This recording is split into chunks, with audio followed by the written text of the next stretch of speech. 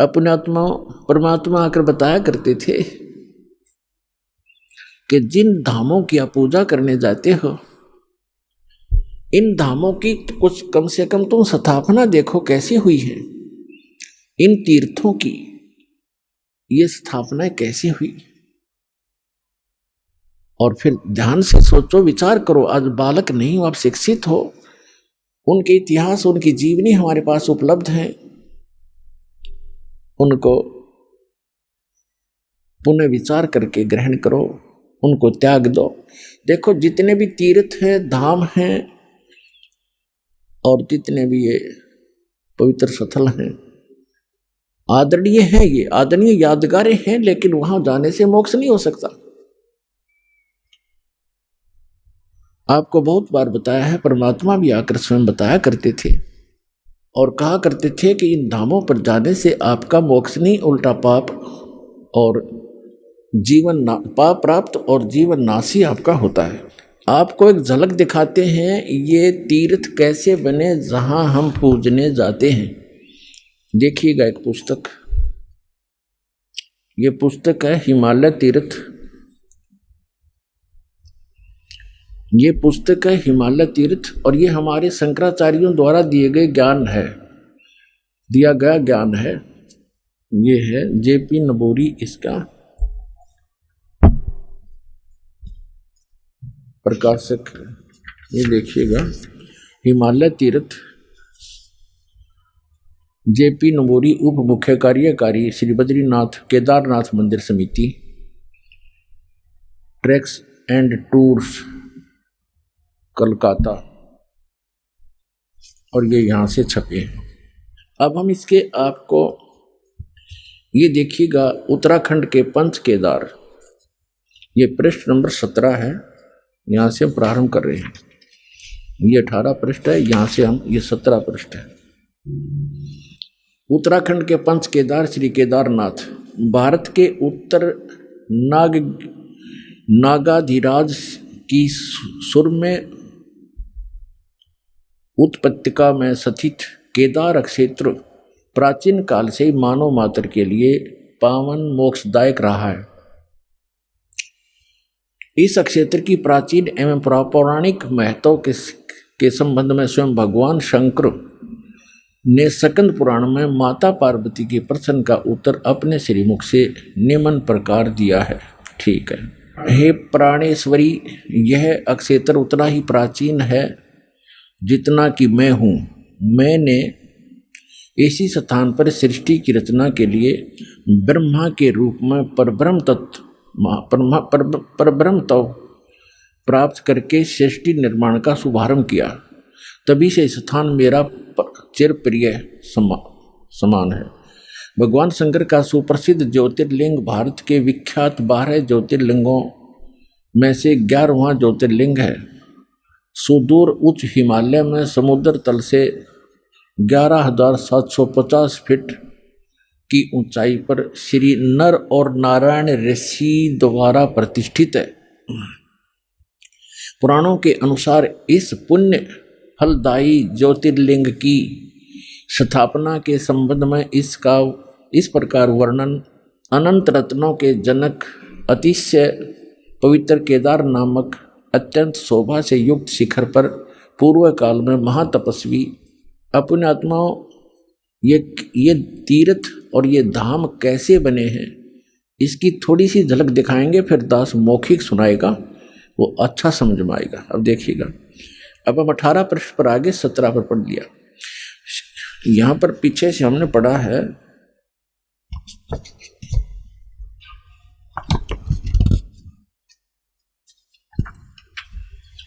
यहाँ से फिर पढ़ें।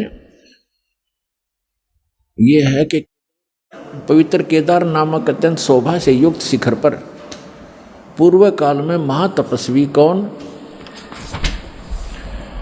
ऋषि श्री नर और नारायण ने, ये 2 ऋषि थे, नर और नारायण ने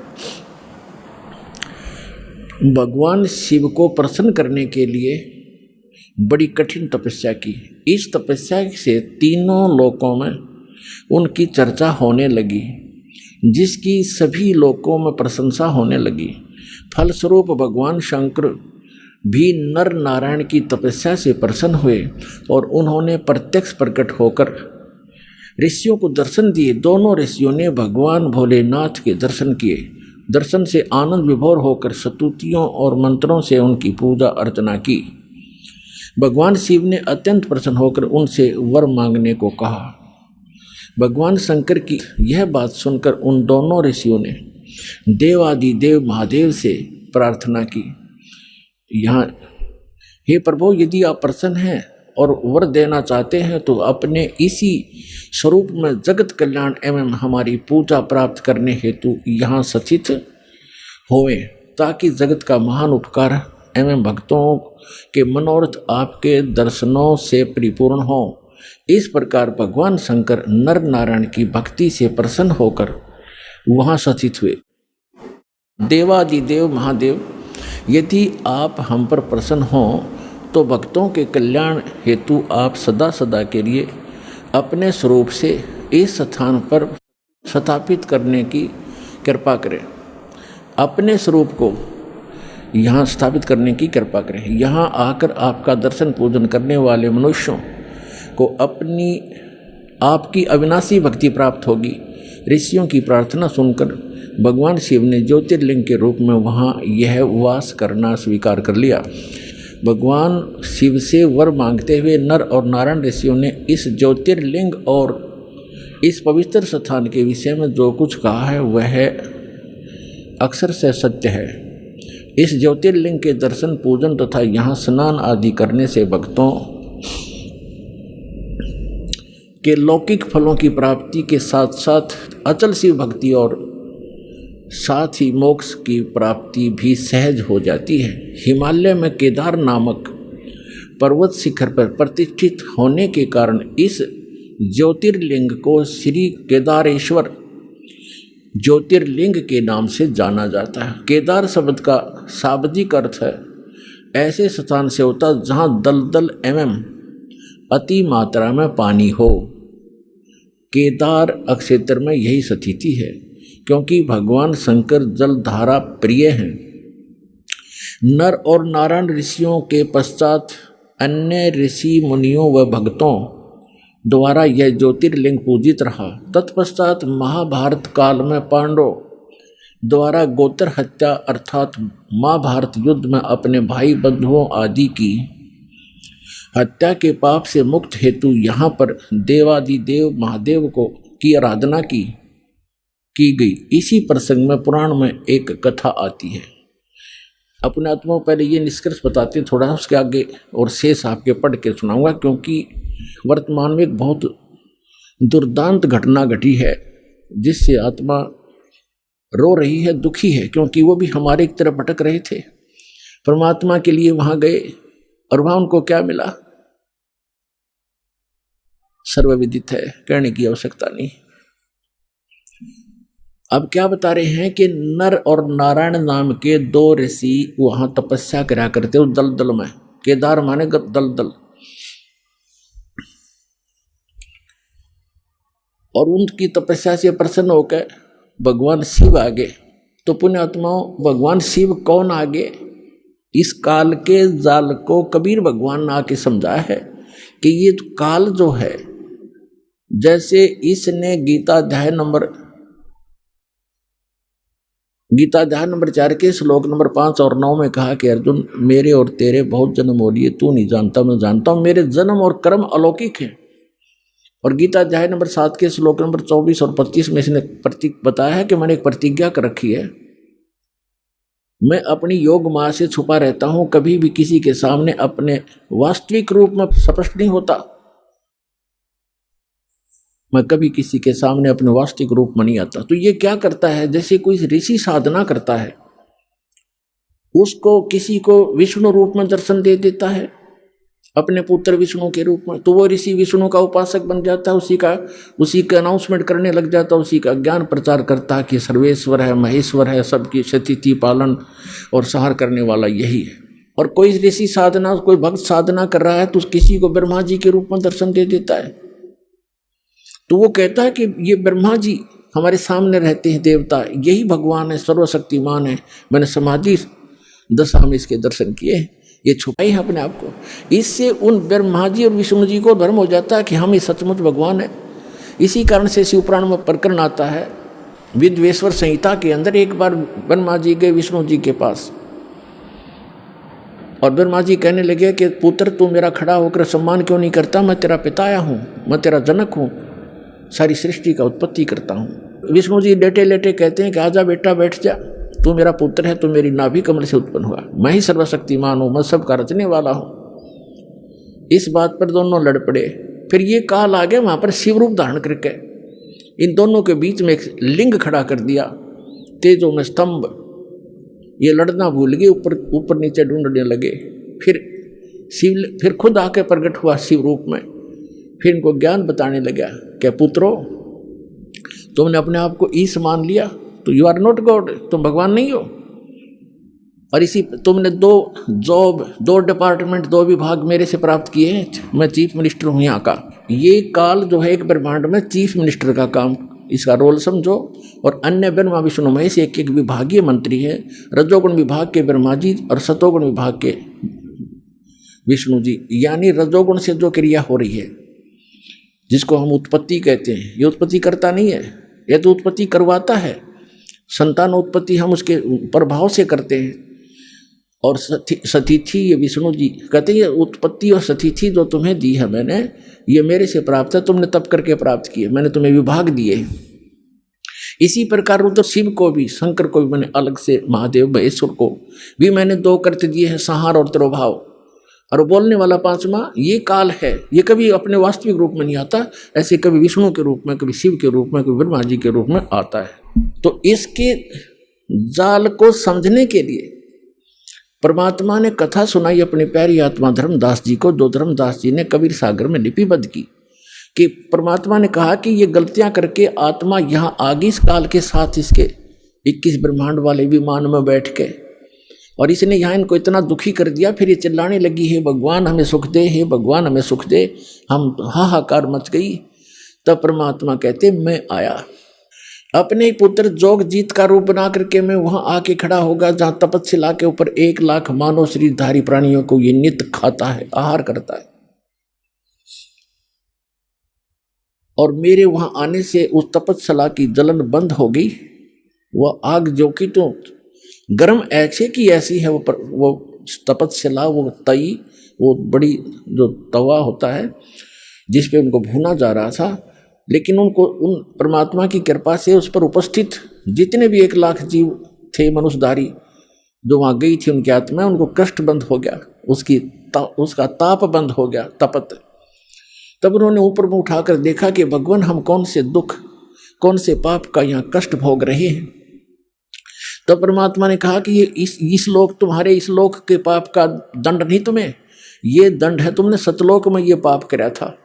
परमात्मा को छोड़कर तुम, परमात्मा अपने को छुपा कर कह रहे हैं कि तुम भगवान को छोड़कर वहाँ सर्व सुख संपन्न था, प्राप्त थी, आपकी कभी मृत्यु नहीं होती थी, कोई कष्ट नहीं था, उसको छोड़कर तुम इस काल के लोक में आ गए। यहाँ पर आज जिस कार को, जिसको ठीक हो, जिस बंगले को, जिस बेटा और बेटी को आप अपना मानते थे, क्या तुम्हारे साथ आया कोई?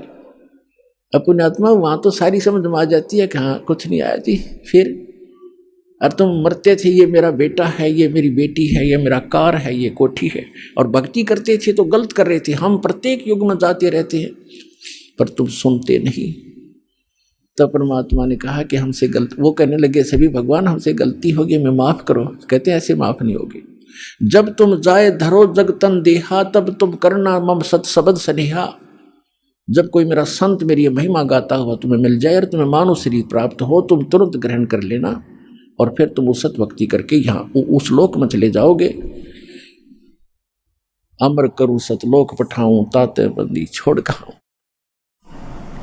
इतने में वो काल आ जाता है। प्रतिदिन उसने टाइम फिक्स कर रखा है, इतने समय के बाद ये सभी आत्माएं उसके तपस्या पे भुनकर उनके अंदर से जो गंध वो निकालता है, वो निकल कर वो भाग ऊपर से उनको ऐसे उड़ा देता है, वो गंध रह जाता है। अब आप देखते हो यहाँ प्राणी गंदे पदार्थ तो बहुत आसानी से ग्रहण कर लेता खाने के लिए, पीने के लिए, शराब पीना, भांग पीना, सुल्फा पीना और तंबाकू पीना और फिर मांस खाना, चटपटे अटपटे खाना, ये तो बहुत खुश होकर ग्रहण करता है। क्यों? क्योंकि ये चाहता है कि जितना ये गंध अटपट खाएंगे उतना ही के अंदर गंदी वासना ज़्यादा बनेगी और तपस्या के ऊपर भूनने से वो सारी वासना वहाँ रह जाती है और ये जीव वहाँ से कर्म ज्यों के त्यों रहते हैं, वो वापस आ जाता है, मरता नहीं। फिर अपने कर्मानुसार 84 लाख योनियों में किसी भी स्वरूप उसके कर्मानुसार वो जाए, उस योनि में वो चला जाता है। तो उसी समय वो काल आ जाता है और काल ने देखा अपने बड़े भाई जोगजीत को, जिसने वहाँ से जिस रूप में परमात्मा ने सतलोक से उसको निकाला था।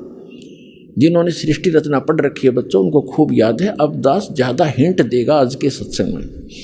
सृष्टि रचना कभी आपको बताएंगे और आपको सीडी वगैरह बनाकर भी दे रखी है, वो भी देख सकते हैं। और उसने सोचा, काल ने इस ज्योत स्वरूपी निरंजन सरपुरुष ने के मन में आई कि जोगजीत कैसे आ गया, ये कोई परम पिता का कोई संदेश लेकर आया है, पहले इसे वो संदेश जानता हूँ, क्या आज्ञा लेकर आया है ये भगवान की, और फिर आज इसको कूटूंगा, पिटाई करूँगा इसको मारूंगा, खूब कूटूंगा, क्योंकि इसने मुझे वहाँ से मार कर निकाला था, मुझे जबरदस्ती निकाला था सतलोक से।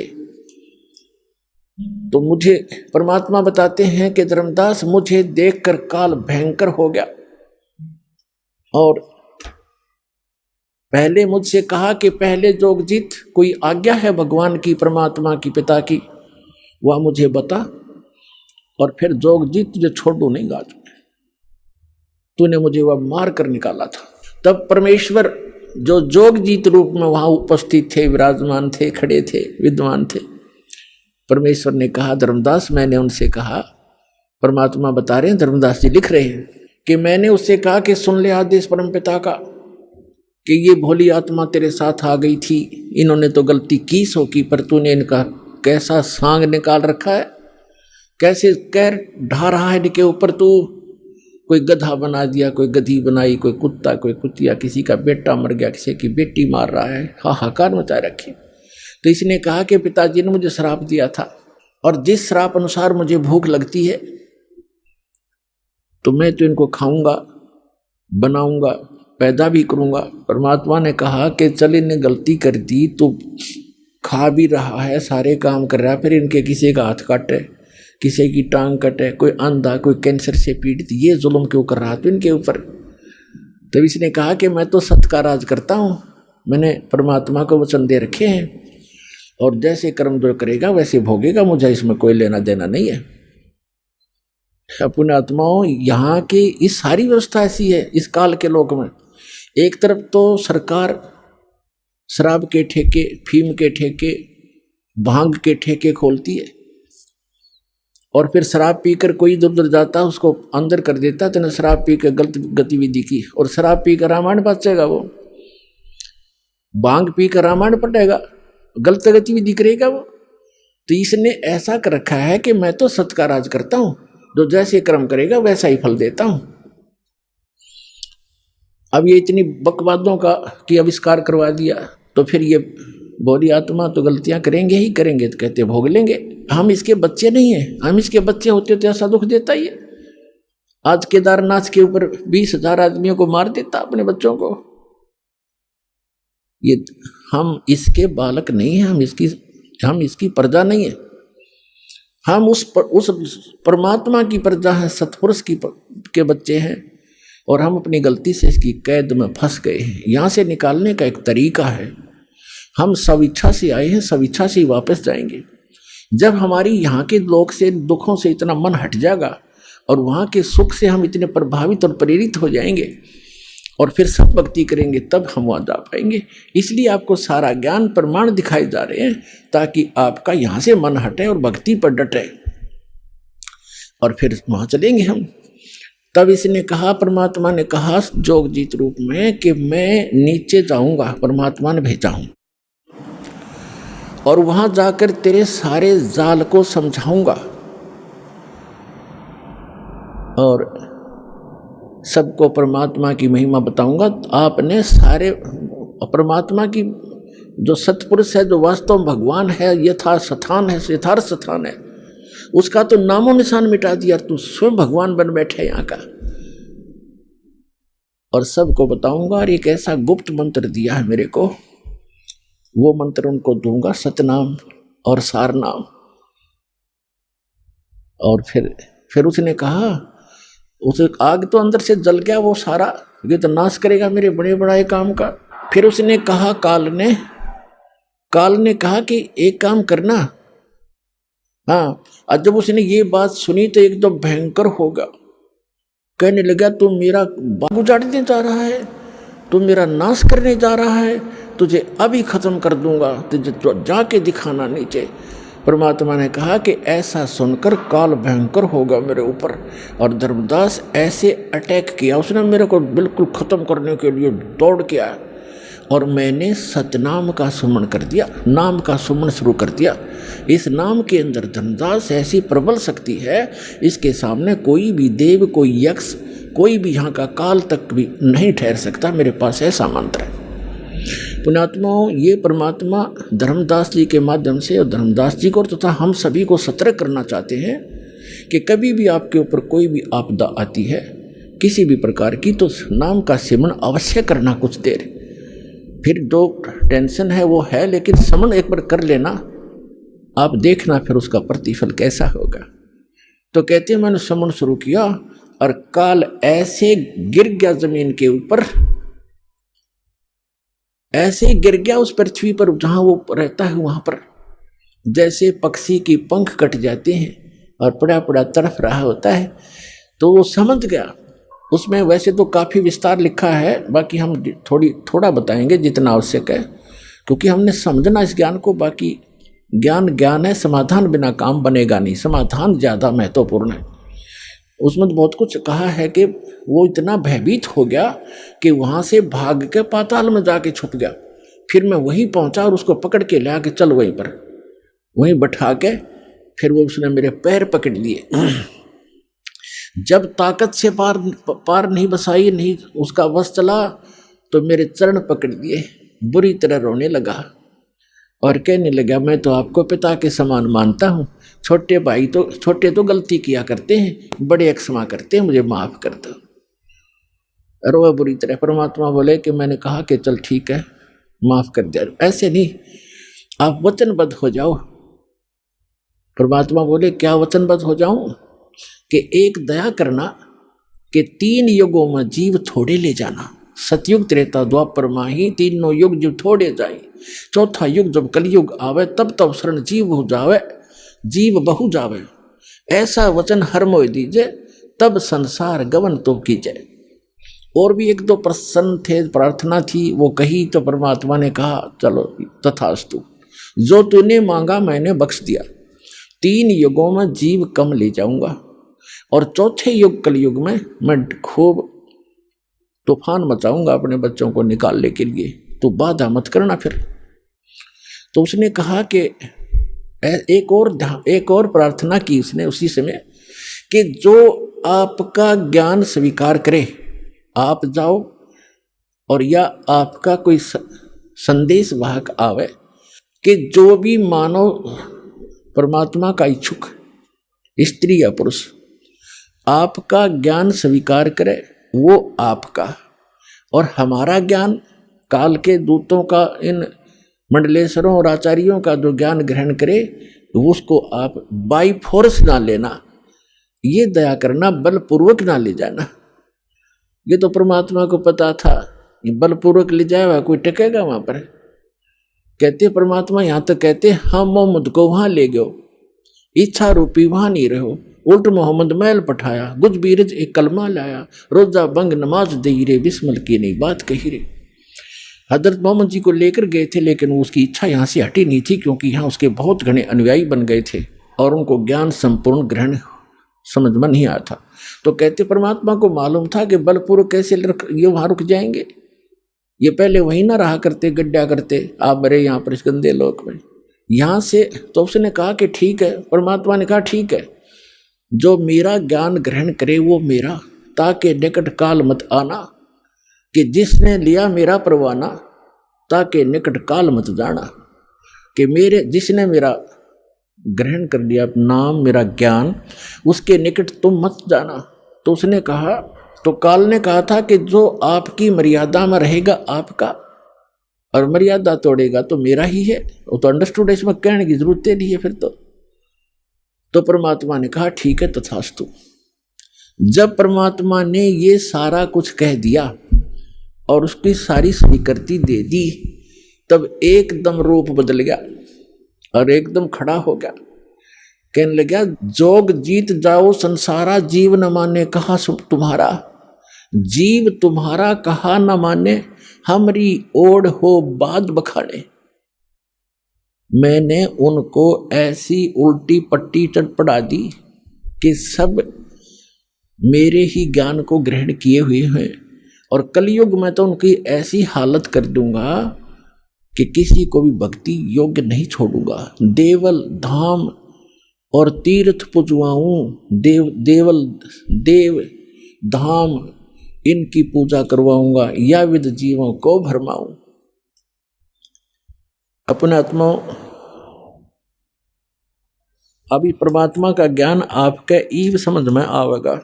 आज जो दास आपको समझाना चाहता है कि जैसे आज सबसे ताजा दुर्घटना और सबसे भयंकर आज तक की इन तीर्थ यात्रियों के लिए ये है कि केदारनाथ के दर्शनार्थ गए हुए इन बद्रीनाथ केदारनाथ के श्रद्धालुओं के ऊपर कितना कहर टूट गया, परिवार के परिवार नष्ट हो गए। इसलिए ये ज्ञान आज आपके समक्ष करना अनिवार्य हो गया, और अब ये सबको स्वीकार्य होगा। दास बहुत वर्षों से देख रहा है, कोई अमरनाथ पर जाते हुए कभी 2000 कभी 1500 बर्फानी तूफान के अंदर बहुत से मरते सुने गए। एक बार हरिद्वार के अंदर वो नीलकंठ के जो मंदिर है उसके ऊपर एक पर्वत पहाड़ का टुकड़ा टूट के गिर गया, वहाँ सारे मारे गए, वो नीलकंठ भी टूट गया। फिर वो टुकड़ा पत्थर का टुकड़ा जो भारी पहाड़ था, पत्थर बहुत भारी, उस रास्ते में लुढ़कना शुरू हो गया, जिससे यात्री ऊपर चढ़ रहे थे ऐसे ऐसे, और उधर से वो लुढ़कना शुरू हो गया। पीस दिए वहां से लेकर नीचे तक। और फिर वहां एक लक्ष्मण झूला है, गंगा के ऊपर एक पुल बना हुआ है। लोग कुछ जा रहे थे, फिर वहां से सुनकर कुछ बचे हुए, कोई इधर भाग रहा था, कोई इधर भाग रहा था, कोई पुल को पार करने की चेष्टा वापस कर रहा था। तो भीड़ में भगदड़ मच गई, और वापस भागने वाले कह रहे थे, किसी ने बताया कि पहाड़ टूट गया। तो वापस पुल पर भागने वालों ने सुन लिया कि पुल टूट गया जिस पर तुम फंसे हुए हो। तो उस भगदड़ में पुल के ऊपर भी सैकड़ों 400-500 व्यक्ति तो पुल पर मारे गए, और कुछ इस डर से कि पुल टूट गया तुम नीचे कूद जाओ, वो दरिया में गिर कर मर गए, गंगा में। 2500 व्यक्ति मरने की उसमें आशंका व्यक्त की गई थी। और नीलकंठ भी टूट गया जिसकी पूजा करने गए थे, और वही दशा आज हो रही है। तो ये सबसे बड़ी दुर्घटना मानी जाती थी। 2500 आदमी मर गए, और आज सब सीमाएं लांघ दी काल ने। उस केदारनाथ के धाम को स्थापित करवा कर कितना नाश करवा दिया।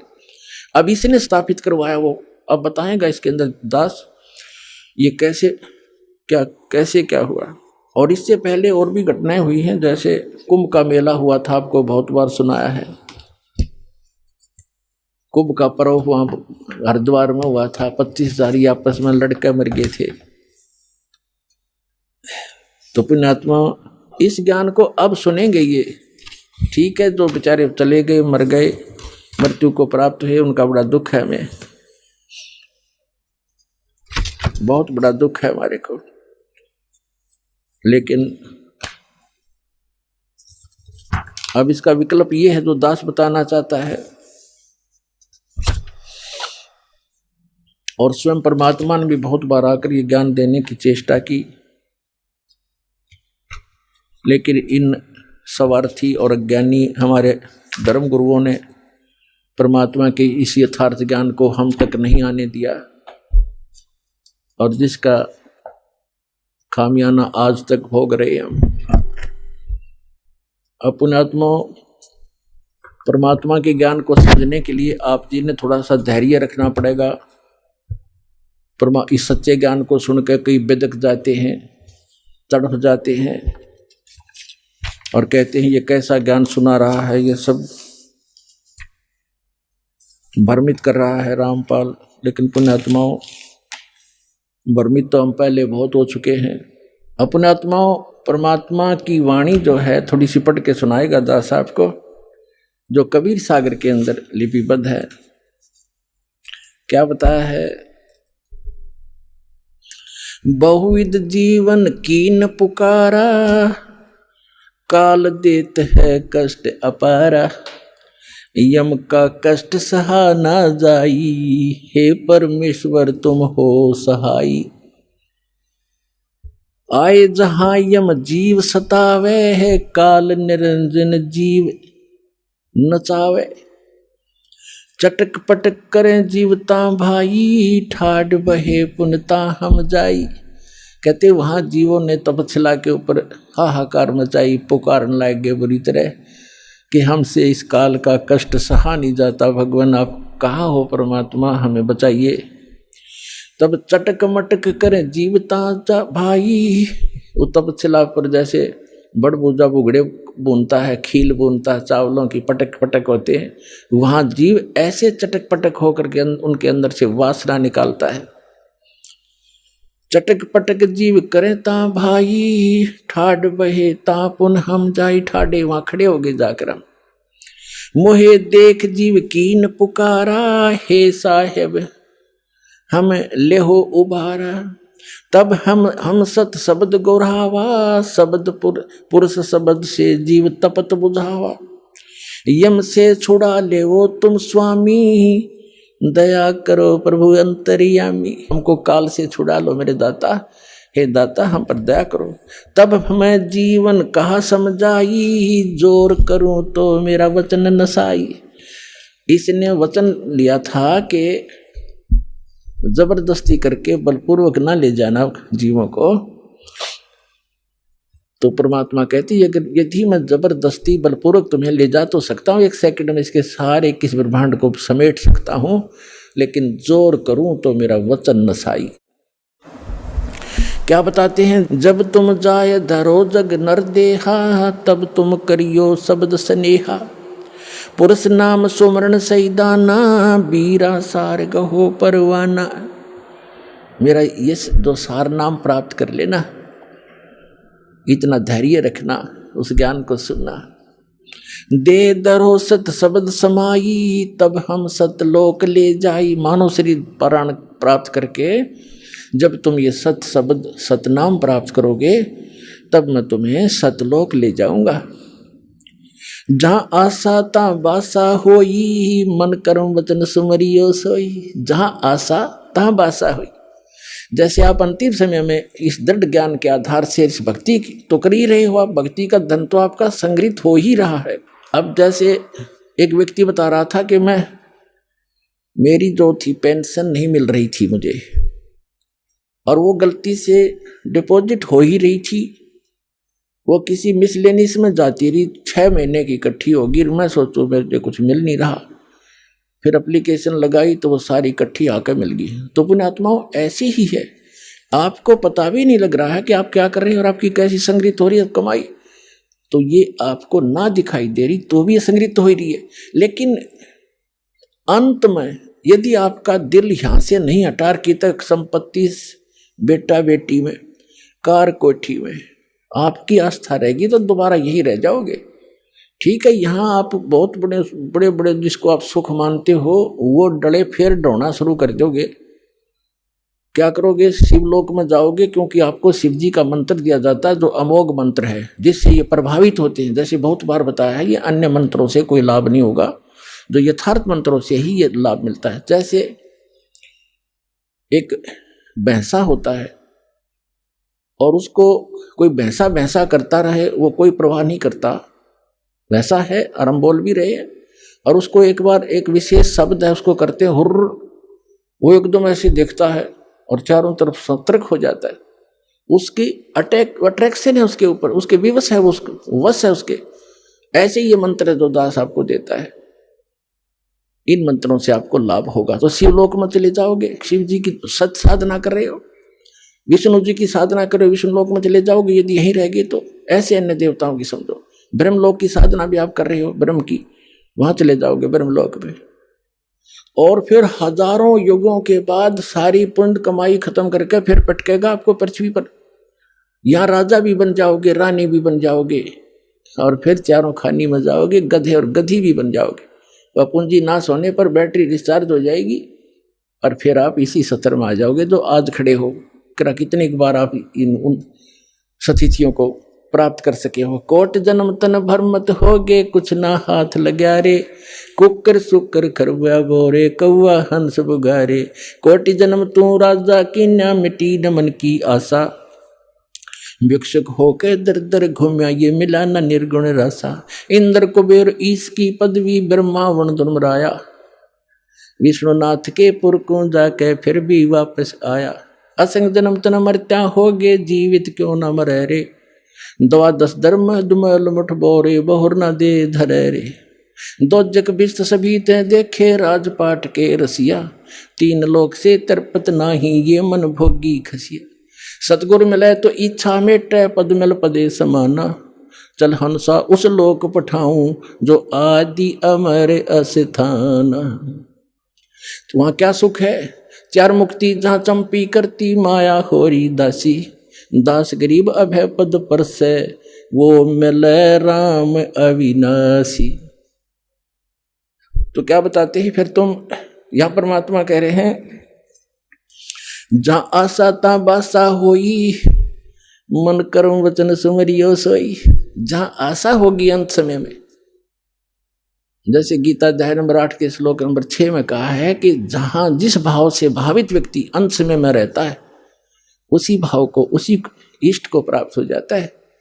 तो आपको ज्ञान इसलिए दिया जाता है, रह रहकर आपको पढ़ाया जाता है, तोते की तरह रटाया जा रहा है। जैसे बच्चों को स्कूल में शिक्षा दी जाती है, वो शिक्षा उनका आधार आजीवन रहता है, इसी प्रकार आपको ये ज्ञान दिया जाता है। तो अंत समय में ये ज्ञान याद रहना चाहिए आपके।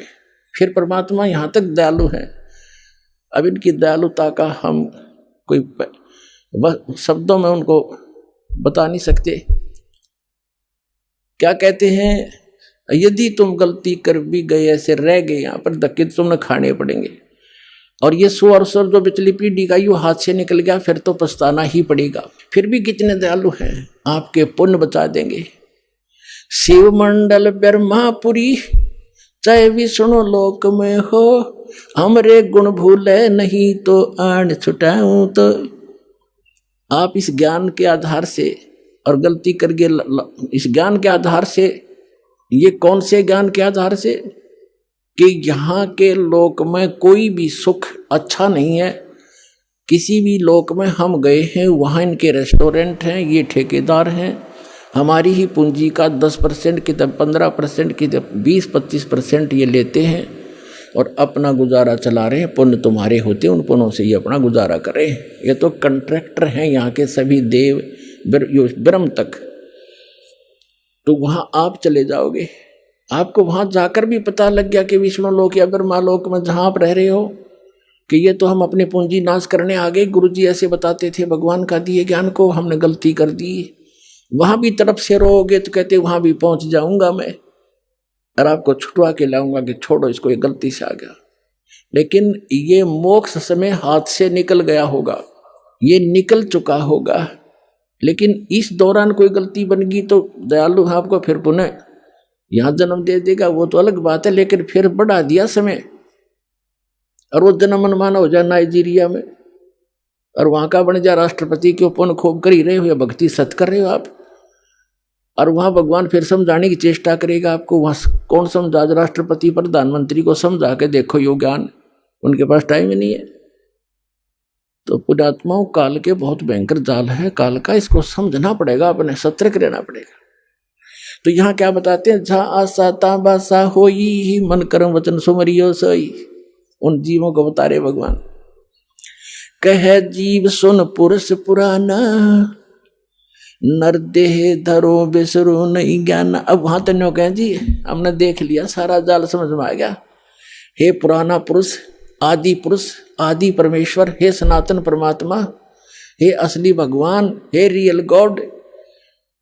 वो जीव तपस्या पर बैठे बैठे जो भगवान की दया से उनकी तपत बंद होगी, जलन नहीं रही, उनको पीड़ा नहीं हो रही थी, जब बोल रहे हैं कि अब के चले गए ना मनुष्य जीवन पा गया, तो यो ज्ञान भूलेंगे नहीं हम।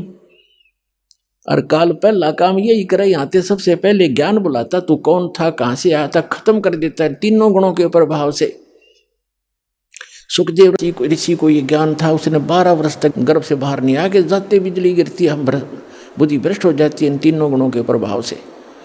तब इसने तीनों देवताओं ने, ब्रह्मा विष्णु महेश ने जाकर इससे कहा था, व्यास की पत्नी की गर्भ में था, ये कहा था ऋषि बाहर आ जा भाई, 12-12 वर्ष बहनें माताएं बच्चों को पेट में रखेंगी तो वो दुखी हो जाएंगी, हमारी व्यवस्था चेंज ना करे तू।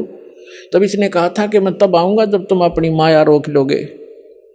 तो ये कहने लगे हम ज़्यादा समय तक इसको रोक नहीं सकते, हमारा शरीर फट जाएगा, हम इतनी देर रोक सकते, इतनी देर। तो उन्होंने बोला तुम इतनी देर ही रोक लो। कहते तीनों देवा थम्बी माया, गर्भ उधर से बाहर आया, तुरंत 1 सेकंड के अंदर बाहर आ गया, सेकंड के भी कुछ अंश में। तो कहने का भाव ये है कि उस समय आया ये जिसमें उन्होंने अपनी ये थोड़ी सी, इतने से ज्यादा ये रोक नहीं पाते, और फिर उसको सचेत रहा कि भक्ति करनी चाहिए, मनुष्य जीवन बार बार नहीं मिलता। अपने पिताजी को भी दर्शन भी नहीं दिए ना उसके करे, व्यास जी के पुत्र के व्यास टेरा। और तो कहता है एक लेवा एक देवा दूतम, वेद व्यास जी ने कहा बेटा तेरा तो दिखा दे, तेरा 12 वर्ष तक इंतजार की कि बेटा होगा दर्शन करो। तब इसने कहा था कि एक लेवा एक देवा दूतम, को किसी का पता नहीं पूतम, रण संबंध जुड़ा एक ठाठा अंश में से 12 बार। ऋषि जी ना जाने कितनी बार मैं तेरा बाप हो लिया, ना जाने कितनी बार तू मेरा बाप हो लिया, ये तो भयंकर समस्या है, इसका समाधान करूंगा। अब कहते हैं गुरु बिन काहु न पाया ज्ञाना, जो थोथा बुछड़े मूड किसाना, गुरु बिन वेद पढ़े जो प्राणी, समझे न सार रहे अज्ञानी।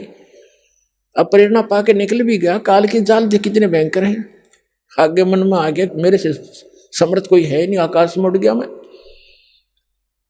फिर इसकी दुर्गति कर रखी थी, फिर परमात्मा ने दया बख्शी, इसकी सद्बुद्धि लाई ठिकाने कि गुरु बना, राजा जनक जी से उपदेश लिया, और फिर तब थोड़ा बहुत राहत मिली जो इसी लोक की थी। और सतलोक की तो बात ही छोड़ दो, वो तो अब समय आया है तो दास पर रजा करिए, आपके ऊपर मेहर किया, आपका जन्म मनुष्य का है, स्त्री या पुरुष का, अब इसका लाभ उठाओ पुण्यात्मा।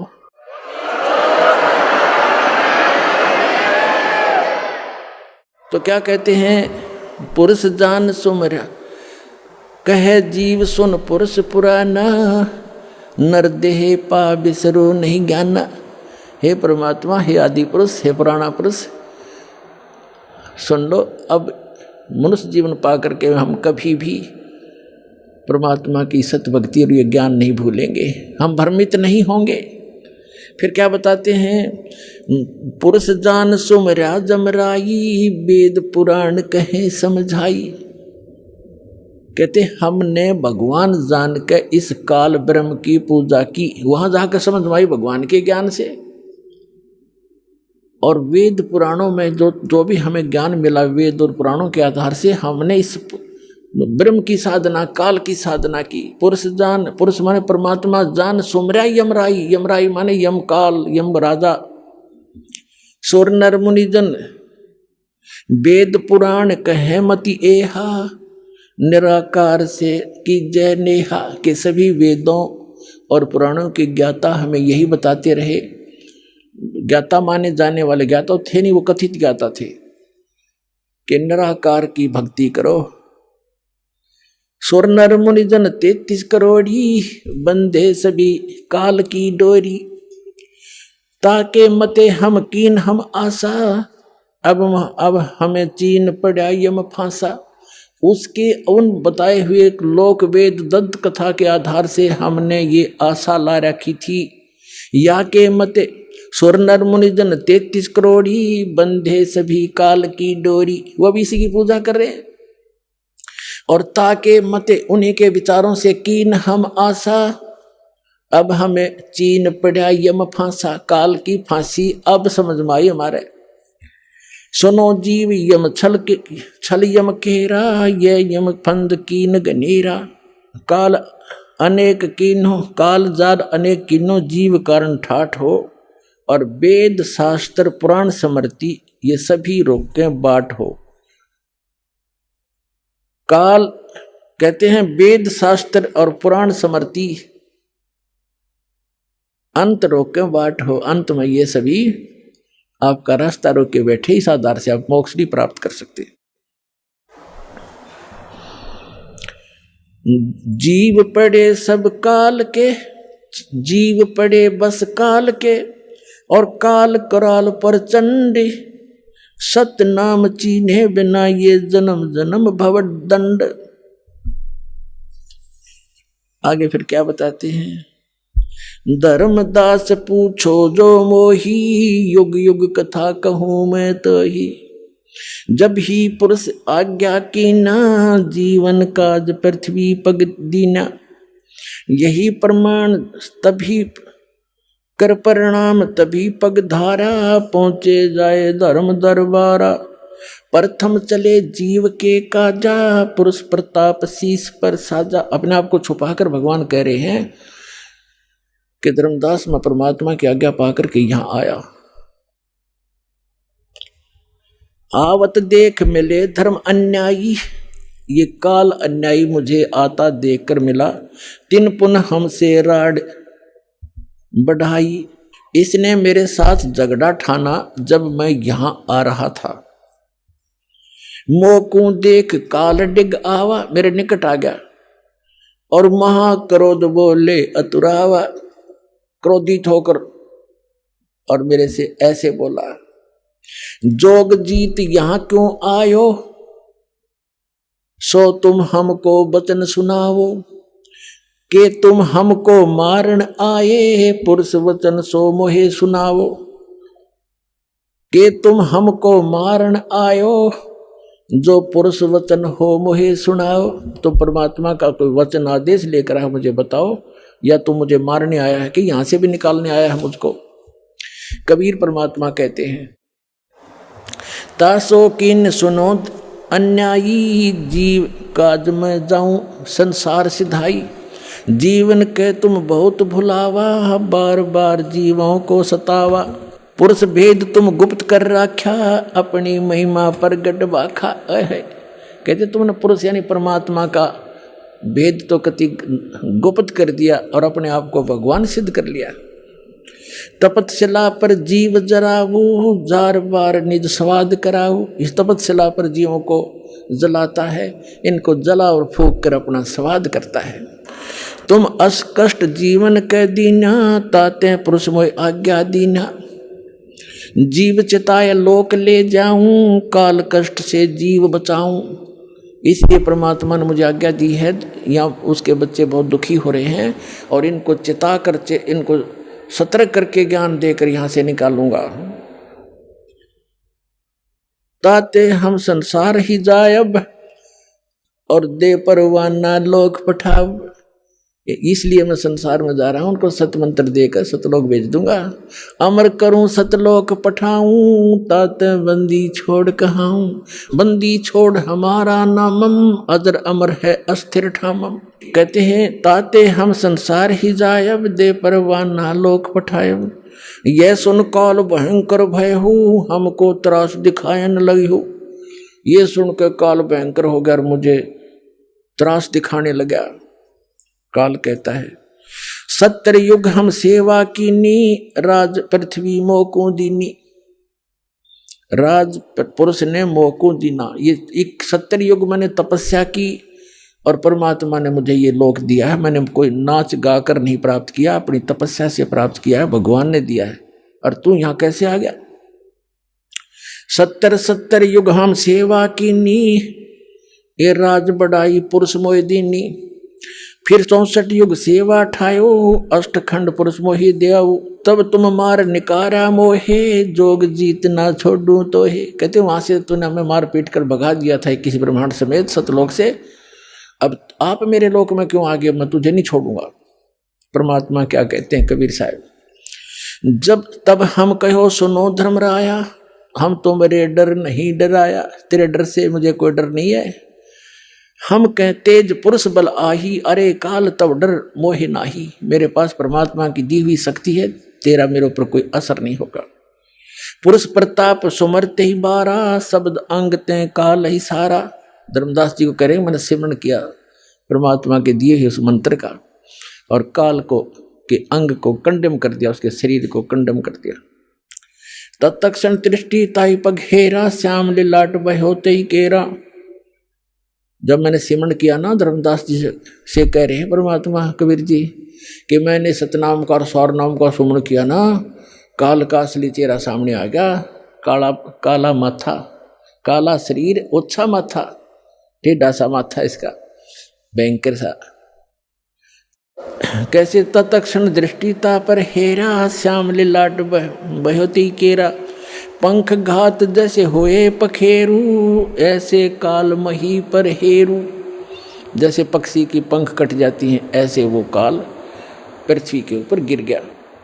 और करे क्रोध कुछ नहीं बसाई, तब पुन परे चरण अंतर आई। मेरे ऊपर बड़ा बड़ा क्रोध कर रहा है, जैसे पक्षी की पंख कट जाते हैं, फिर मेरे चरणों को आके पकड़ लिया। कहे निरंजन सुनो हो ज्ञानी, करो विनती तो हे सो। जान बंधु विरोध कीनो, घाट बही अब मोहे सो। अब कहते हैं तत्वदर्शी संत रूप में आए हुए जोगजीत, अब मैं आपसे एक विनती करता हूँ, मेरे से घाट यानी घटिया कर्म हो गया आपके साथ विरोध करने का। जान बंधु विरोध की ना, घाट बही अब मोहे सो। मैंने आपको भाई जान के आपके साथ तू मैं कर दी, मेरे से गलती होगी। पुरुष सम अब तो है जानो, नहीं दूजी भावना। तुम बड़े सर्वज्ञ साहिब, अक्षमा छतर तनावना। अब मैं तो आपको भगवान के पुरुष के तुल्य मानता हूँ, और आप तो अक्षमा के सागर हो। तुम हो करो बख्शीश पुरुष दीन, दस राज हम, और षोडश में तुम ईश ज्ञानी पुरुष सो एक सम। कि आप तो सबसे बड़े भाई हो, हमारे 16 के 16 में, उन 16 में आप बड़े हो, और मुझे माफ़ कर दो, मैं तो आपको भगवान परमात्मा समान ही मानता हूँ, पिता के समान। धर्मराय अश्विनती ठानी, मैं सेवक द्वितीय नहीं जानी। दयावंत तुम साहेब दाता, एति कृपा करो हे ताता। अब मैं आपको थोड़ा सा वो सुनाऊंगा, क्योंकि आज प्रसंग है कि केदारनाथ ये क्यों कैसे बने, यह प्रसंग बीच में रह जाएगा, जो आज जरूरी है। जनता के हरदम ये समाव भी वहाँ सर्वनाश हो चुका है। थोड़ा सा बता के फिर आगे कथा सुनाता हूँ। कहते हैं फिर काल ने क्या कहा, सतयुग त्रेता द्वापर माही, तीनों युग जीव थोड़े जाही। चौथा युग जब कल युग आवे, तब तो शरण जीव बहु जावे। ऐसा वचन हर मोह दीजे, तब संसार गमन तुम कीजे। कबीर साहब परमात्मा कहते हैं, विनती तोर लीनी मैं जानी, मोह के उठगे काल अभिमानी। जस विनती तुम मोह संग कीनी, सो हम बख्श मैं तो हे दीनी। चौथा युग जब कल युग आवे, तब हम अपना अंश पठावें। चौथा युग जब कलयुग होगा, कहते हैं वहां अपना अंश भेजेंगे। ये दास भेज रखा पुणात्मा, आज ये याद रख लियो, जब थोड़ी सी भी समझ में आ जाती।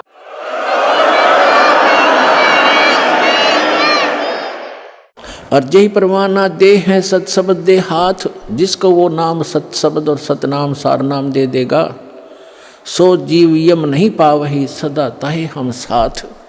परमात्मा कहते हैं जो मेरे उस दास से नाम ले लेगा, फिर वो उसको काल छेड़ नहीं सकता, प्रत्येक के साथ रहूँगा मैं उस बच्चों के।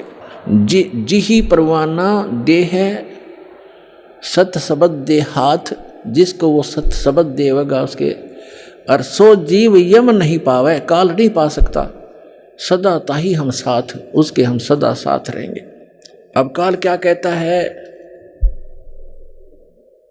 हे साहेब तुम पंथ चलावो, जीव उभार लोक ले जाओ। वहां जाकर के आप करोगे ना ऐसा। अब ये क्या कहता है, पंथ एक तुम आप चलाओ, जीवों को सतलोक पठाओ। आप तो एक पंथ चलाओगे, परमात्मा ने कहा कि आगे बताएंगे।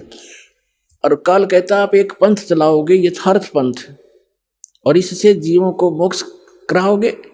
और फिर मैं क्या करूंगा उस समय? कहता है 12 पंथ करूं मैं साजा, नाम तुम्हारा ले करूं आवाजा। 12 पंथ चलाऊंगा और तुम्हारा नाम लेकर अमरलोक सतलोक सतलोक सतपुरुष की कथा सुना के, कबीर साहब परमात्मा कबीर साहब के गुण गा के, सतगुरु कबीर साहब के नाम से कहते हैं 12 पंथ करूं मैं साजा, नाम तुम्हारा ले करूं आवाजा।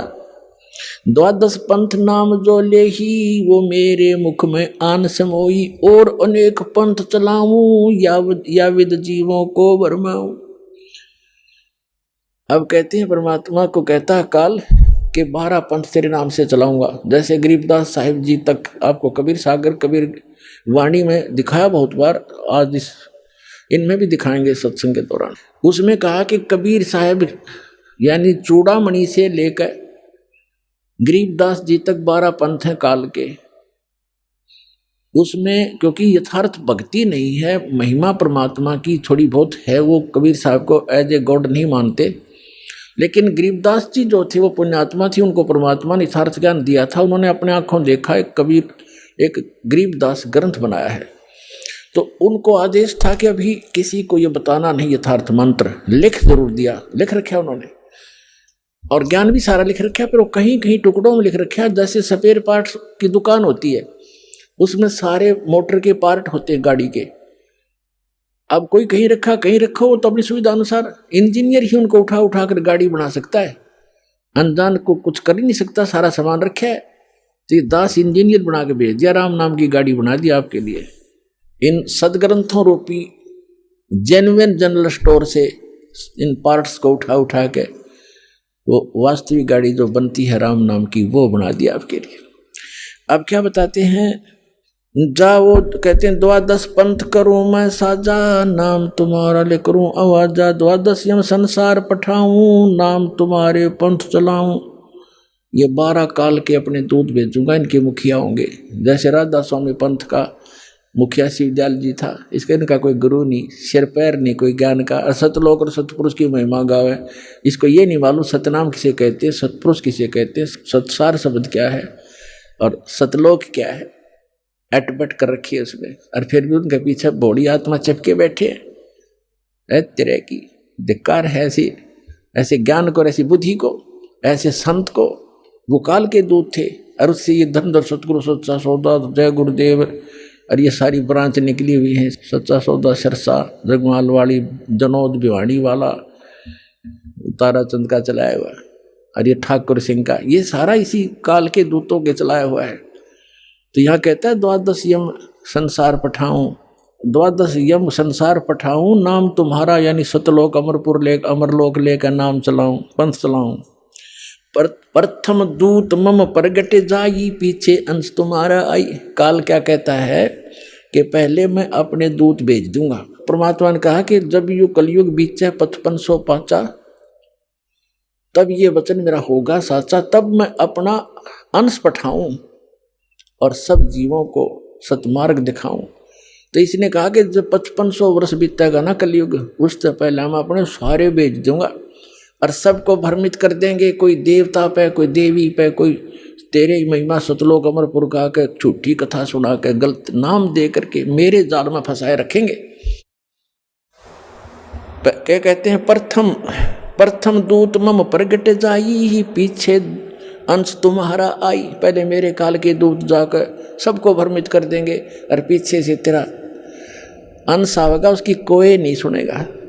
या विद जीवों को भरमाऊं, पुरुष नाम जीवन समझाऊं। 12 पंथ नाम जो ले ही, सो हमरे मुख आन समोई। कहा तुम्हारा जीव न माने, हमरी और वो बात बखाने। और अनेक पंथ चलाऊं, या विद वासे भ्रमित ज्ञान फलाऊं। या विद अनेक पंथ चलाऊं और वासे उनसे भ्रमित ज्ञान फलाऊं। मैं दृढ़ फंदा रची बनाई, जा मैं जीव रहे उलझाई। देवल देव पाषाण पुजाई, ओए होए, देवल मंदिर और देवी देवता और पाषाण माने पत्थर की पूजा पूजा कराऊं। और तीर्थ व्रत जब तप मन लाई, कहता है देवल देव पाषाण पुजाऊं, तीर्थ व्रत जब तप मन लाऊं। इन बोल जा दूंगा इनको सबको। और यज्ञ होम और नेम आचारा, जैसे आप देखे ये यार, ये समाज के वेदों का नाम ले रहे, कवन यज्ञ पर आधारित सभा सभा कर चल मेरे भाई। अरे कोई यही मंत्र क्या, एक यही मोक्ष मारे गए? तो यह ऐसे देवी देवताओं के ऊपर लग रहे हैं। तो क्या कहते हैं, यज्ञ होम और नेम आचारा, नित्य नेम, कोई गीता का पाठ करता है, कोई गायत्री मंत्र करता है, कोई कुछ करता है। और अनेक फंद में डारा, जाओ जो ज्ञानी जाओ संसारा, जीवन माने कहो तुम्हारा। अब परमात्मा क्या कहते हैं, अब दास आज इतना समझाना चाहता था कि ये जो जाल जो दास समझाने जा रहा है कि ये केदारनाथ के ऊपर बना और जिसकी पूजा क्या कर रहे हैं, ये किसने बनवाया? तो ये काल ने कहा था कि जाओ जोग जीत संसारा, जीव ने माने कहा तुम्हारा प्रथम दूत प्रगटे मम जाई, पीछे अंश तुम्हारा आई। तो परमात्मा ने कहा था तू कर ले जो तने करना है। क्या कहा था भगवान ने कि कर ले तने जो करना है। मालूम था मालिक ने, दानी जान था तो बालक उसके सामने। परमात्मा को पता था कि इसके दूत जाके जो उन्हें भौंकना है भौंक लेंगे, बकना है बक लेंगे, अपने अनुभव के ग्रंथ बना चुके होंगे और सब समाज में जा चुके होंगे। तो मैं अपना दास भेजूंगा और सदग्रंथों का ज्ञान उनको कराऊंगा। उस समय परमात्मा ने कहा था कलयुग का 5500 वर्ष जब बीत जाएगा कलयुग, उस समय ये विज्ञान फैलाऊंगा अपनी आत्माओं। ये 5505 1997 में पूरा होता है कलयुग। उसके बाद ये इलेक्ट्रॉनिक मीडिया और सारे ये CD DVD ये जब चलने लगे, उससे पहले कख भी नहीं था। इसलिए परमात्मा ने कहा था कि मेरा बच्चा जब जाएगा पीछे तो सब सदग्रंथों को रूबरू करेगा और उनके काल के दूतों के बनाए हुए अनुभव उनके पास होंगे, लिखे हुए होंगे। ओरिजिनल और डुप्लीकेट नोट को दिखाएगा सामने सामने करके, मेरे बच्चे मुझे समझ जाएंगे, 1 मिनट में छोड़कर मेरे पास आ जाएंगे, उनका कल्याण होगा।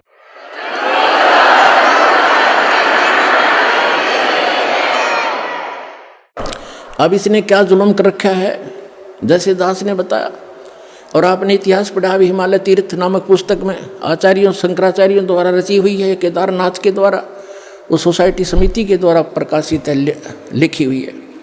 इसमें कहा कि नारायण एक नर और नारायण नाम के 2 भगत थे और वो तपस्या कर रहे थे शिव जी की। वो करें किसकी थे, वो कर ही रहे थे, भक्ति आके खड़ा हो गया। यूं काल आ गया शिव रूप धारण करके और उनके मन में प्रेरणा कर दी।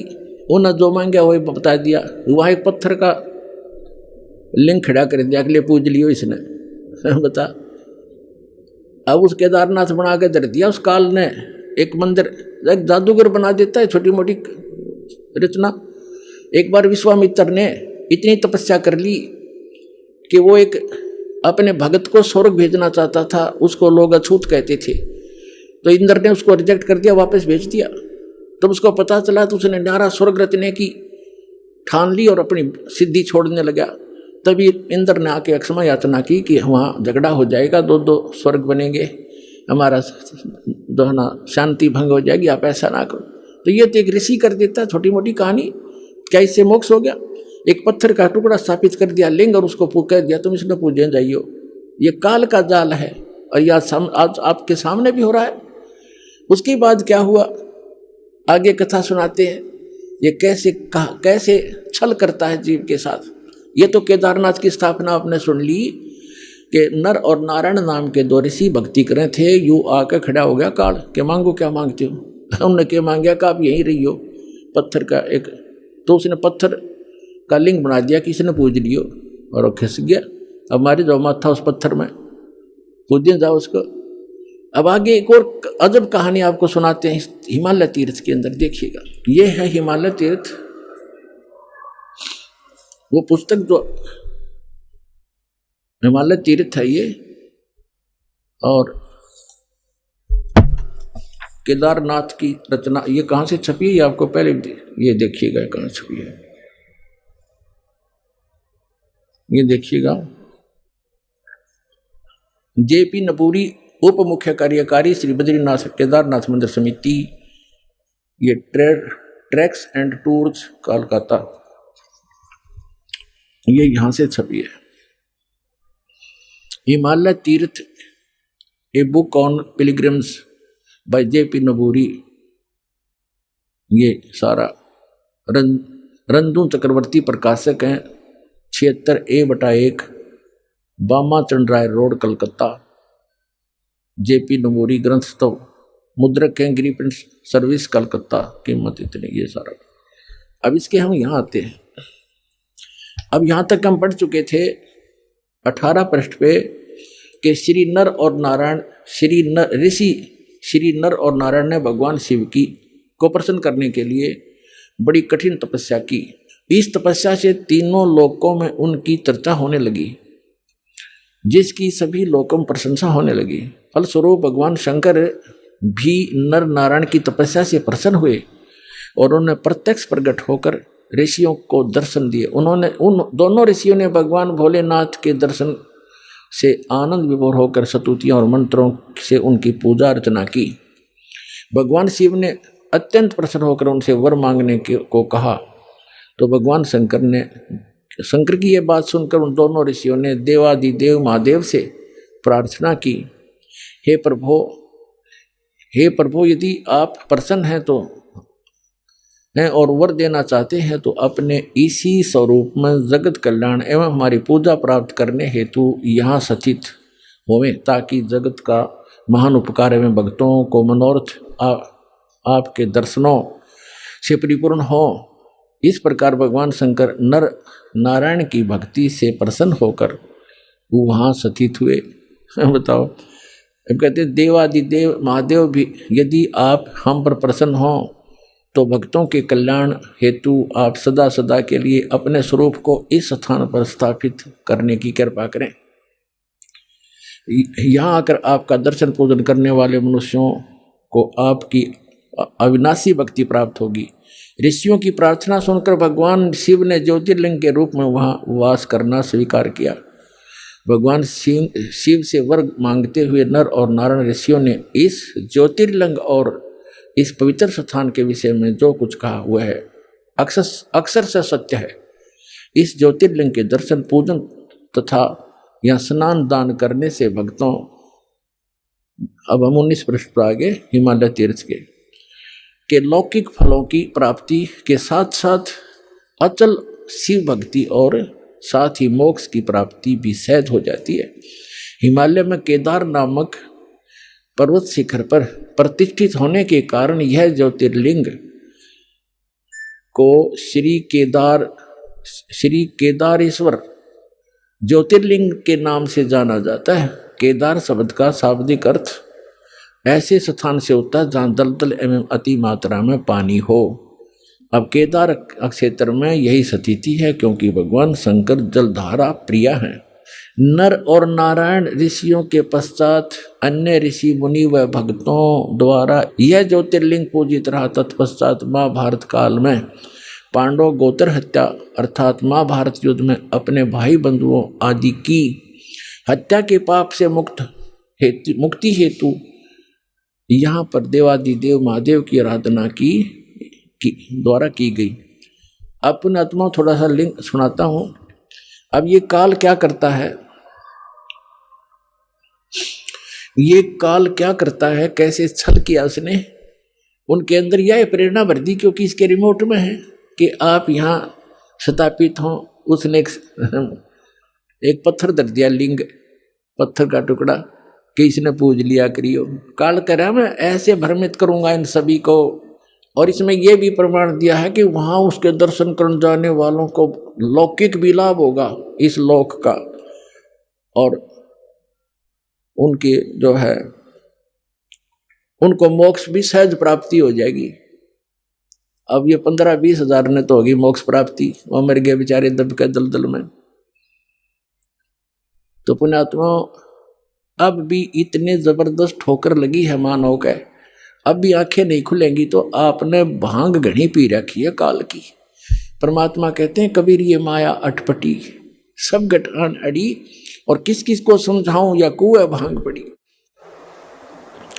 अब उसके बाद क्या बताते हैं कि और भी वहाँ पूज्य स्थान है कि एक समय जैसे काल ने गीता ज्ञान देते समय श्री कृष्ण में प्रवेश करके कहा था कि अर्जुन तेरे दोनों हाथों में लड्डू, यदि युद्ध में मारा गया तो स्वर्ग जाएगा, और यदि युद्ध में जीत गया तो पृथ्वी का राज भोगेगा, आनंद करेगा, और तुझे कोई पाप नहीं लगेगा, मैंने सब मार रखे हैं, तू हो युद्ध के लिए खड़ा। उसको डरा धमका भयंकर रूप दिखा, तैयार कर दिया युद्ध के लिए। जब सारा महाभारत का नाश हो दिया, 18 करोड़ व्यक्ति मर गए लड़के कट के, और फिर उस युधिष्ठिर को बुरे बुरे सोपन दिखाई देने लगे। फिर श्री कृष्ण जी के उनके धार्मिक गुरु भी थे। दूसरे अध्याय के 7वें श्लोक में अर्जुन स्वयं स्वीकार करता, आप हमारे गुरु हो, मैं आपकी शरण हूं, हमें जो ज्ञान यथार्थ ज्ञान हो वही बताइएगा।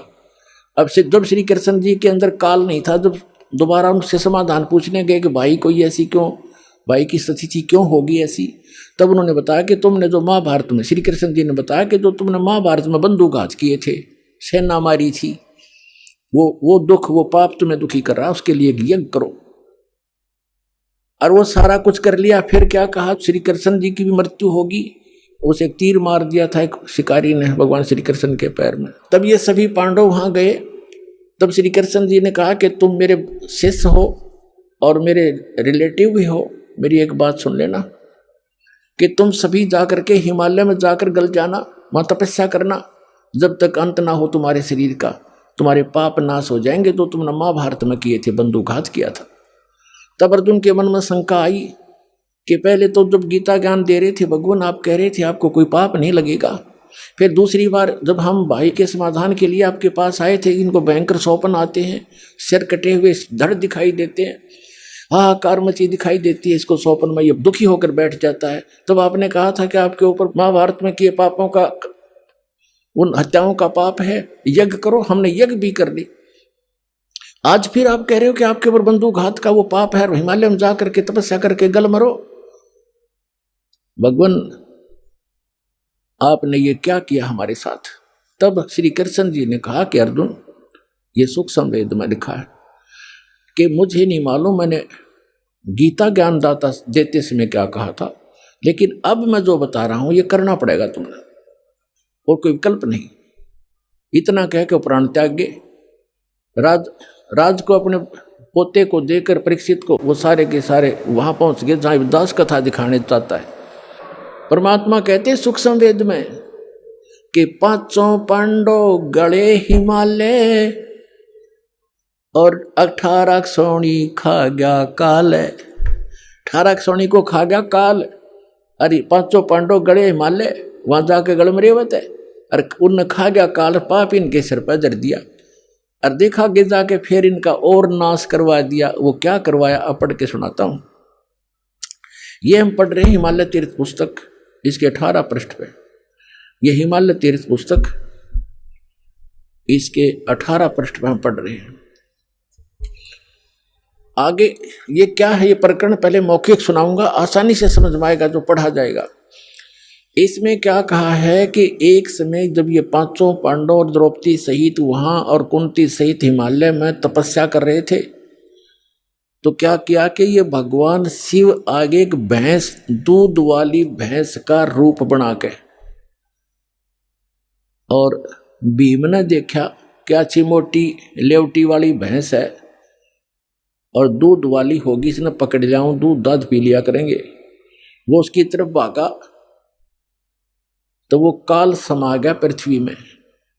समाते समाते उसका बैक पोर्शन रह गया, पिछला हिस्सा। कहते बली महाबली भीम ने पकड़ दिया नो चक्कस जबरदस्त, और गाड़ दिए पंजे, बोला वही रुक गया वो, फिर वो पत्थर का बन गया। आकाशवाणी हुई कि इसकी पूजा किया करो। बता, भैंस के टट्टी पेशाब के पोर्शन की पूजा ला दिए फिर हुआ। तरह के अब दिखाता हूं आपको। ये देखिएगा, ये हिमालय तीर्थ पुस्तक हम पढ़ रहे हैं और यहाँ हम 18 पृष्ठ 19 पृष्ठ पर आ गए। अब इसके हिमालय तीर्थ और 19 पृष्ठ पे हम यहाँ पढ़ते पढ़ते आ चुके थे। नर और नारायण ऋषि, यहाँ क्या लिखा है, इस ज्योतिर्लिंग के दर्शन पूजन तथा यहाँ स्नान दान करने से भक्तों के लौकिक फलों की प्राप्ति होती है। लौकिक फलों की प्राप्ति के साथ साथ जो अचल शिव भक्ति और साथ ही मोक्ष की प्राप्ति भी सहज हो जाती है। जैसे आई भोगी 15,000 20,000 जैसे टीवी पर आ रहा था, वह व्यक्ति वहाँ केदारनाथ मंदिर के आसपास मर गए, उसके हजारों तो उसके मंदिर के अंदर ही मर गए और उसके परिसर में मंदिर का पता नहीं, एक वो शिवलिंग खड़ा है न, बस उसको छू कर पानी उतर गया। तो शिवलिंग तो बच गया, बाकी सारे मर गए जो पुजारी थे। अब यहाँ देखिएगा तो क्या कहते हैं कि वहाँ जाने वालों को मोक्ष भी सहज में प्राप्त हो जाता है और लौकिक सुख भी होते। फिर गीता के ज्ञान देने की क्या आवश्यकता थी, गीता पढ़ने की क्या आवश्यकता थी, फिर वेदों की क्या आवश्यकता थी। अगर वहाँ ऐसे जाने से मोक्ष हो जाता है तो बहुत आसान। नहीं तो ये भ्रमित, ये फैलाया हुआ जाल है काल का। इसने पहले कहा था कि ऐसे भरमा दूंगा देवल देव और पाषाण पुजाऊं, या विद जीवों को भरमाऊं। जाओ जोग जीत संसारा जीव न माने, कहा तुम्हारा जीव तुम्हारा कहा न माने। और हमारी ओढ़ हो बात बखाने, हमारे संज्ञान के आधार से वो एडवोकेट बन जाएंगे, वकील बनेंगे मेरे, और तुम्हारे साथ विवाद किया करेंगे, तुम झूठ बोलते हो। तो परमात्मा ने कहा था एक बार वो टाइम आने दे मेरा, और बिजली पिड्डी की जो ठीक मन रखी है उसने ठीक ना आने दे, फिर देखूंगा तेरे सारे ज्ञान और तेरे सारे समाधान फेल कर दूंगा, अपने बच्चों को अपना ज्ञान समझाऊंगा। अब जो दास आपको समझाना चाहता है, अब आगे इसमें एक और क्या पूज्य है वहां पर वो दिखाता हूं। ये देखिएगा, हिमालय तीर्थ 19 पृष्ठ पे हम पुस्तक पे आ गए हैं। ये क्या बताते हैं, इसी प्रसंग में पुराणों में एक कथा आती है, हम यहां फिर से पढ़ते हैं।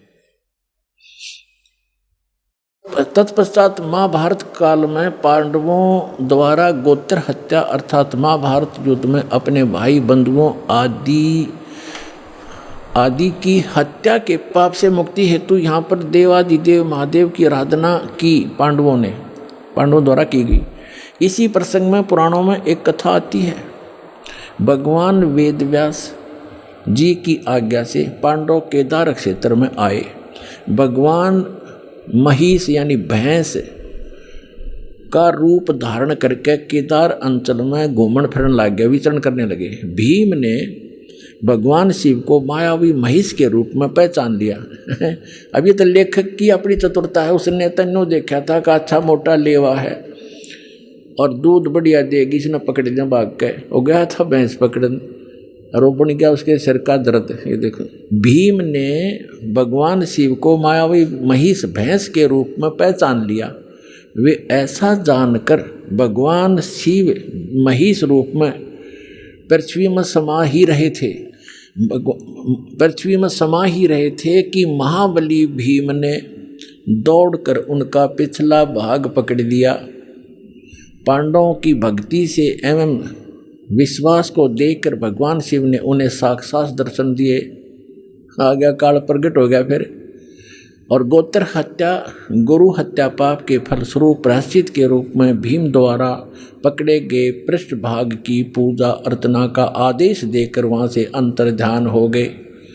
पृष्ठभाग ने शिला रूप धारण किया, पत्थर बन गई, फिर वो पिछला भाग जो पांडवों द्वारा पूजित हुआ वह तब से आज तक पूजित है।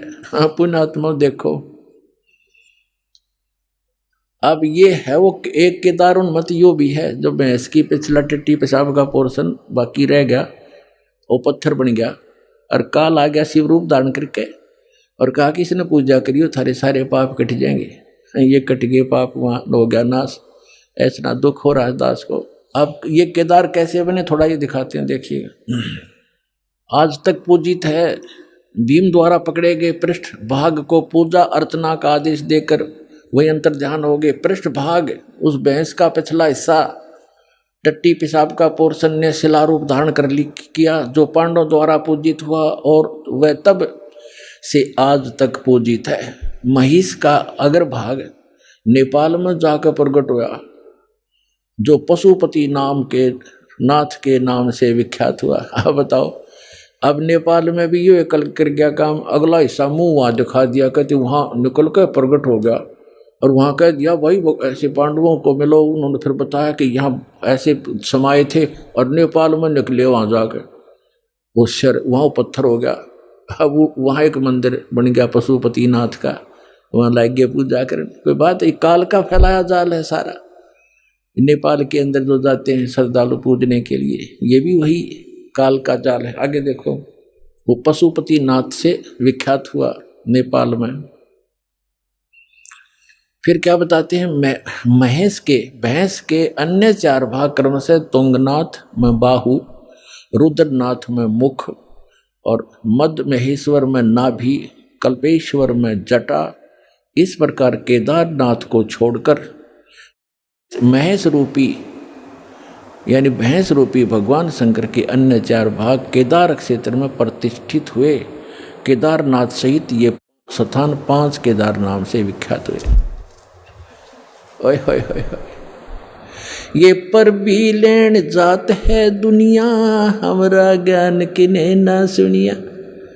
पुण्यात्माओं, इस काल के जाल को समझो और इस सतलोक आश्रम बरवाला में आओ और अपना कल्याण करवाओ। इस पृथ्वी पर यदि एकमात्र स्थान है परमात्मा कबीर जी द्वारा चलाया हुआ यथार्थ ज्ञान अपने बच्चों के लिए, इसको पहचानो। और पुण्यात्माओं, उस परमात्मा ने आकर ये ज्ञान दिया था। 600 वर्ष पहले परमात्मा बताया करते थे और क्या कहा करते थे, धर्मदास ये जग बोरा ना, कोई न जाने पद निर्वाण। ये पूरा विश्व भ्रमित है और किसी को भी मोक्ष मार्ग का ज्ञान नहीं। यही कारण मैं कथा पसारा, जग से कोई एक राम नियारा। यही कथा तुम जग जीव सुनाओ, सब जीवों का भरम नसाओ। अब मैं तुमसे कहूं चताई, तेरे देवन की उत्पत्ति भाई। ज्ञानी सुने सो हृदय लगाई, मूर्ख सुने तो गम नहीं पाई। परमात्मा कहता है कि मैं जो कथा तुम्हें सुना रहा हूं तो लिख रहा है, लिखते जाना, सुनते भी रहना। और इस कथा को तू आगे संसार में बताना और सब जीवों के भ्रम का नाश करना। तो पुण्यात्मा, सौभाग्य आपका, आप जी को परमात्मा का ये मार्ग उस समय में मिल रहा है जो परमात्मा ने ये प्रकट करना था। और धन्य है आपके माता पिता जिससे आपका जन्म हुआ। वो माता पिता आपको अपने बच्चों को यहाँ लेकर आते हैं, ये आपके सच्चे माता पिता हैं। और आज जो आप अपने बच्चों को, माता पिता को, भाई बहनों को कितना प्यार करते हो, तो ये प्यार तो आपका रह नहीं सकता यदि उस गलत साधना में लगे रहे। तो इस साधना से आप सत भक्ति करोगे और भले ही आप धीरे धीरे यहाँ से चलते जाओगे, शरीर छोड़ जाओगे, तो सतलोक में पहुँचोगे। वहाँ जाकर के जैसे परिवार आपका यहाँ बन गया, ऐसे धीरे धीरे ऐसे ही वहाँ बन जाएगा। और फिर वो इतने बच्चे प्यारे लगा करेंगे, इससे भी अच्छे लगेंगे। वहाँ इतना सुंदर शरीर होगा, अच्छा व्यवहार होगा, शिष्टाचार न्यारा है, वहाँ कोई किसी चीज़ का भाव नहीं। अब तो कितना ही प्यारा बेटा और बेटी हो, बेटी को तो पिता ब्याह के पढ़ाई करके छोड़ेगा क्योंकि यहाँ का नियम है, फिर अपनी कहाँ हुई। और बेटा कितना ही प्यारा है, जब वो युवा हो जाएगा उसको कहेगा बेटा अपना काम कर। जब वो काम नहीं करेगा तो दुश्मन दिखाई देगा, क्यों कर कभी ना खाता। तो प्यार भी रुड़ता फिर अपना। और 6 महीने बालक बीमार हो जा, 1 वर्ष बेटा बीमार हो जा, बेटी हो जा, माता पिता खुद कहने लग जाते हैं भगवान इसकी माटी संगवा ले, घना दुखी हो गए। दुखी तो वो खुद होते हैं पर कहना पड़ता है ना, यूँ घना दुखी हो रहा है। इसी प्रकार माता पिता 6 महीने दुखी हो जा, दरंग मार जाए, टट्टी पेशाब दौड़ना पड़ जाए, तो बेटा बेटी तो जल्दी, पुत्र को दूर, बेटा तो जल्दी हाथ खड़े कराया करें। तो ये प्यार यहाँ का नकली है भाई, स्थायी नहीं है। ठीक है, ममता और ये शिष्टाचार यहाँ भी हमने बनाए रखना पड़ेगा, और इस भक्ति से फिर आपको ऐसे अटैक नहीं होंगे। अधर्म पैरालिसिस भी हमने देखा, यहाँ नाम लेने के बाद कईयों का क्रम अड़ गया, पैरालिसिस हो गया और तीसरे दिन चालन लाग गए। बताओ, वो दुख भी टाल दिया भगवान ने। तो ये ऐसे सुख देगा, आप यहाँ भी सुखी रहोगे और सतलोक में सदा अमर स्थान पाओगे। परमात्मा कहते हैं, गरीबदास जी ने कहा कि सतगुरु आए दया करी, ऐसे दीन दयाले, बंदी छोड़ वृत्तास का जठरग्नि प्रतिपाले। अमर करूं, खुद कहते हैं भगवान, अमर करूं सतलोक ले जाऊं, तात बंदी छोड़ कहाऊं।